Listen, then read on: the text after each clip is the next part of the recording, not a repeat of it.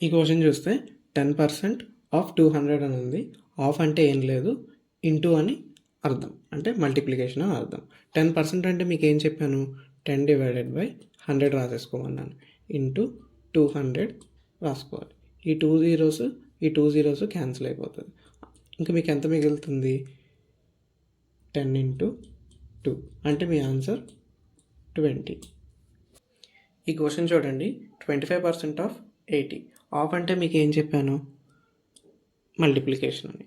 25% అంటే ఏంటి, ఇప్పుడు 25/100 ఇంటూ 80. 0 పోతుంది. 5లో 10 2 times, 5లో 25 5 times. 2 1s 2 4s. ఇంకేం మిగిలింది, 5 into 4 చేస్తే 20. 25/100 రాసుకుంటారు.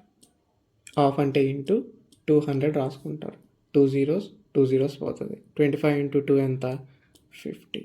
మధ్యలో ప్లస్ ఉంది కాబట్టి ప్లస్ రాసుకుంటారు. ఇప్పుడు దీన్ని చూస్తే 60%. 60/100 ఇంటూ 1000 రాసుకుంటారు. 2 zeros పోతుంది. 60 into 10 అంటే 600. 600 + 50 అంటే 650. ఇది మీ ఆన్సర్.